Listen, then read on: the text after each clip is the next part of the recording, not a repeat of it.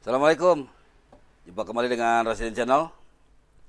Kali ini saya akan mencoba membahas power supply Neto 3005.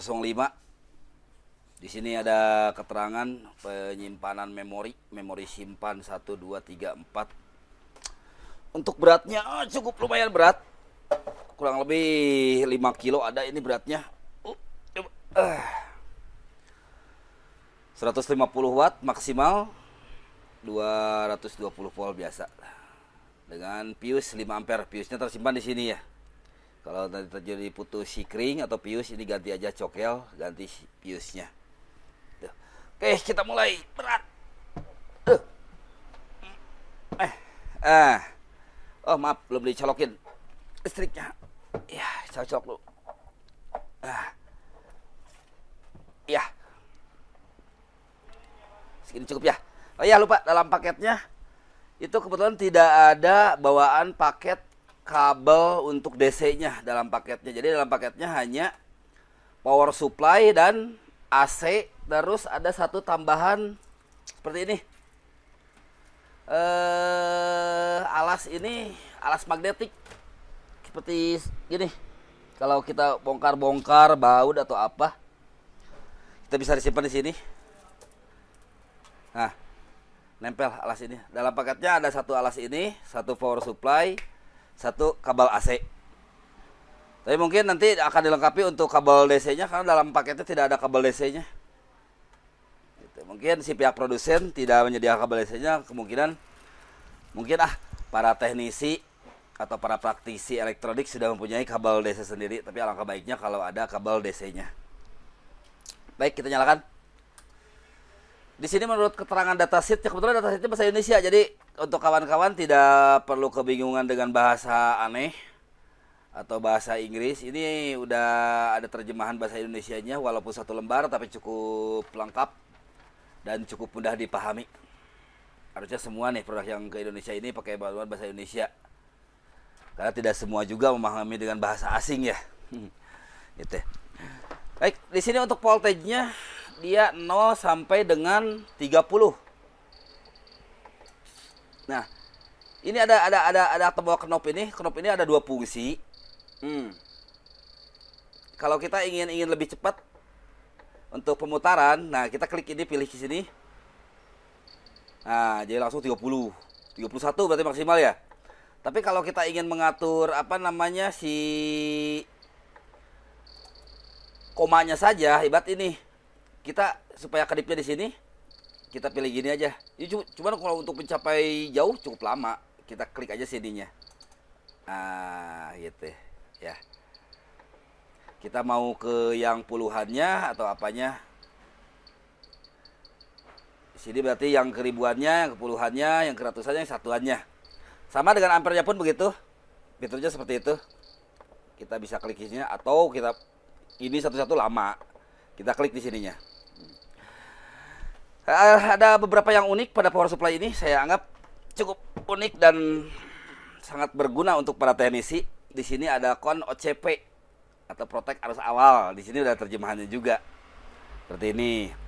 Terus ada ONS OCP. OCP itu singkatan dari apa ya OCP itu singkatannya?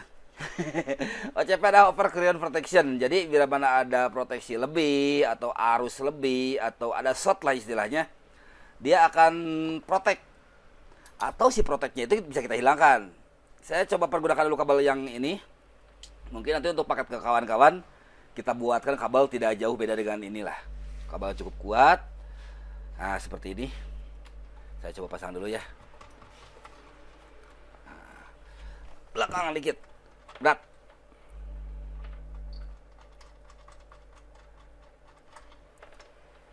Oke. Di sini ada 3 knob seperti biasa. Power supply yang masuk ke sini itu bukan simetris, tapi 0. Berarti yang dipakai plus minnya aja. Adapun di sini GND, ini GND body, ground body. Jadi kalau ada beberapa power supply yang bisa dikata dipegang nyetrum atau apa, itu si ground ini kita tancapkan aja ke tembok lantai atau ke tanah dengan pakai paku atau apalah, bebas terserah, yang penting tidak jetrum. Dan itu biasanya terjadi pada power supply yang switching, yang harusnya ya tembus lah ke body, itu si bodinya kita jumper ke ground. Itu. Sebenarnya memang benar, mungkin si produsen tidak menyediakan untuk kabel jepit ini karena sekarang sudah banyak kan kabel-kabel untuk Android, iPhone dan lain-lain. Jadi mungkin si power supply ini produsennya tidak menyediakan lagi. Oke, saya coba untuk shot. Oh, ini keluar api ya? Kelihatan nggak keluar api? Gede berarti. 5 ampere. Tuh. Nah, ini kalau ini tanpa proteksi berarti, tapi kalau kita ingin pakai proteksi, nah seperti ini. Nah, dia proteksi mati. Kita ingin hidupkan lagi, matikan dulu, power lagi. Ini kalau mode yang ini. Tapi kalau kita pergunakan mode yang atas, yang protect arus awal, begitu kita short, dia akan mati dan akan hidup lagi. Mati, hidup lagi. Mati, hidup lagi. Nah, tapi kalau kita menggunakan mode yang bawah, mati, dadah, udah. Dia protect kunci karena protect sekali. Kita matikan dulu, lalu on kan lagi. Gitu. Di sini tombol ini berarti untuk protect arus sekali. Tombol yang ini untuk protect arus lewat seperti yang tadi dijelaskan. Adapun tombol simpan ini, simpan 1, simpan 2, simpan 3, simpan 4, ini tergantung settingan kita. Contoh, saya akan setting di voltage anggaplah 1,8 ya. Sorry. Saya pilih 1,8 ibaratnya gitu kan. 1,8 gitu. Saya akan simpan pada frekuensi pada memori ini, saya akan simpan 1,8. Tekan lama. Itu. Berarti yang saya simpan 1,8 dengan arus 2,2. Tapi arusnya pun bisa kita besarin juga, bisa di sini. Gitu. Atau kita ingin simpan dengan arus kecil, ibaratnya dengan arus 2 ampere, 2,6. Kita simpan aja. Tekan lama.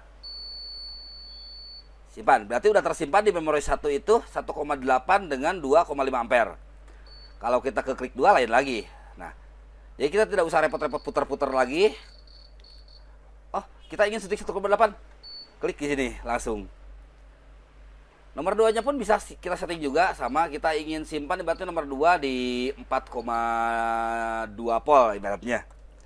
Dengan arus ampere ya, anggaplah untuk Android gitu kan, bukan untuk menghancurkan shot. Anggaplah kita kasih 3 ampere.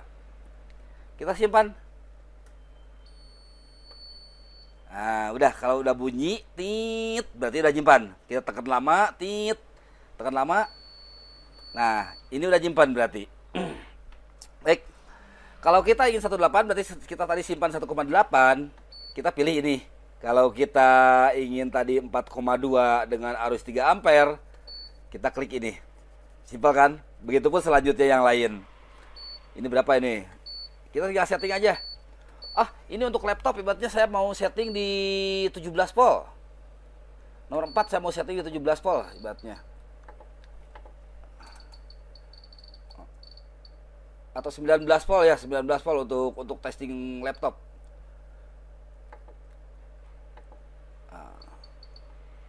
19 volt. Arusnya rata-rata 4 sampai 3 sampai 4 ampere. Kita atur arusnya. Kita kasih 4 ampere ibaratnya. Kita simpan untuk laptop ibaratnya. Udah tersimpan di channel 4. Channel 1 kita simpan 1,8, tergantung dari kawan-kawan mau nyimpannya untuk apa. Andai kata tidak mau ribet-ribet, kita putar gitu kan. Masih ingat kan pemutarannya? Untuk kalau kita ingin cepat, tekan ini. Kita ingin ini yang muternya, tekan sampai berkedip. Nah, begini. Sorry. Gitu ya. Yang kalau kita ingin angka yang ini yang berpindahnya, kita tinggal tekan pindah-pindah sampai berkedip yang mana gitu. Gitu. Terus ada satu lagi yang cukup keren saya bilang. Di sini ada bisa penguncian ibaratnya. Kita untuk di handphone ibaratnya 4,2. kita takut tersentuh tangan atau apa gitu kan di saat pengerjaan. Takut tersentuh karena ini cukup sensitif juga untuk encoder ininya, potensio encoder ini. Kita bisa kunci supaya tidak berubah. Tekan lama ini. Nah, tombol kunci ini nyala kan? Ini tidak akan berfungsi, kita tekan-tekan apapun tidak akan berfungsi. Kunci di sini. Intinya untuk jaga-jaga keamanan supaya tidak terjadi suatu hal yang tidak diharapkan.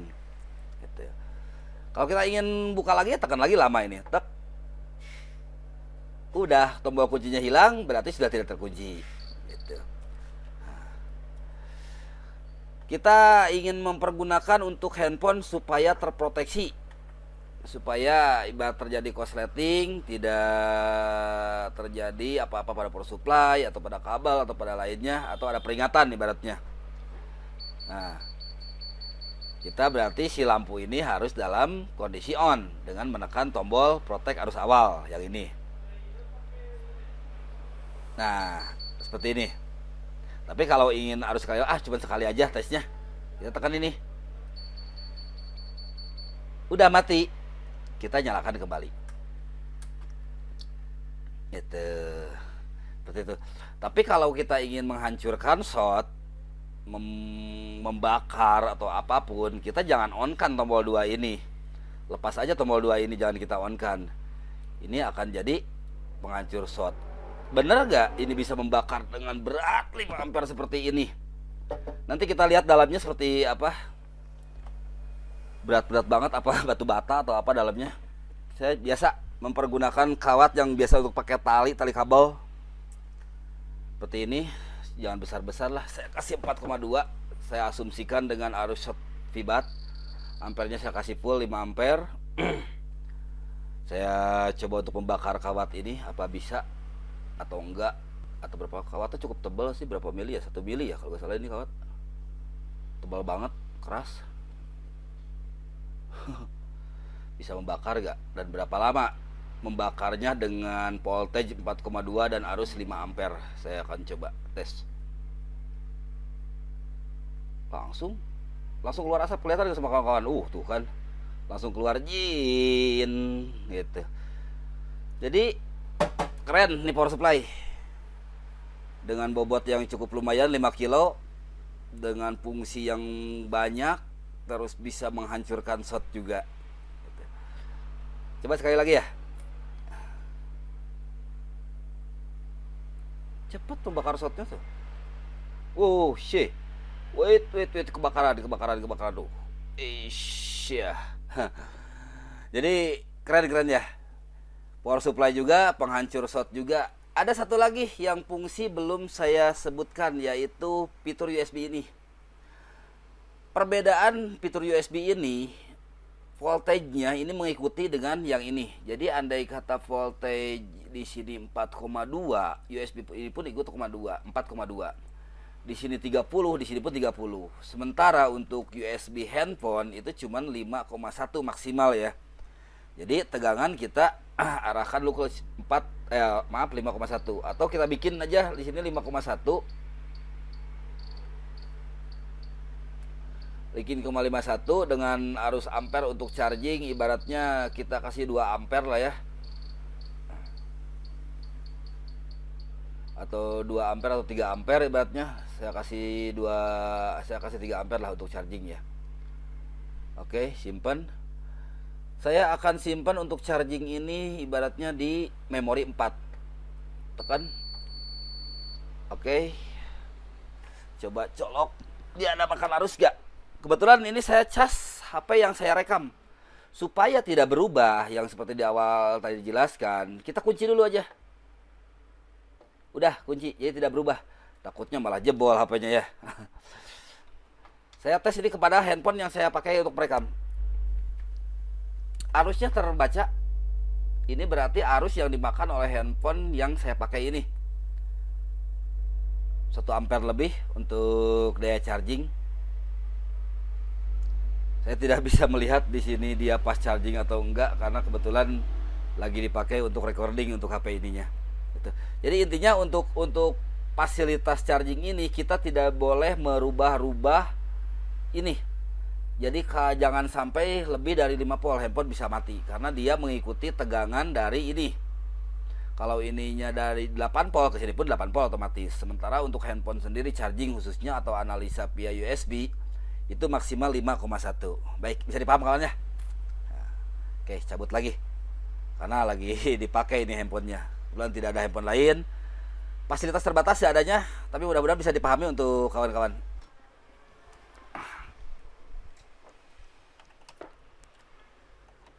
Oke, sampai di sini saya akan coba bongkar dalamannya, ada apa aja di dalamnya.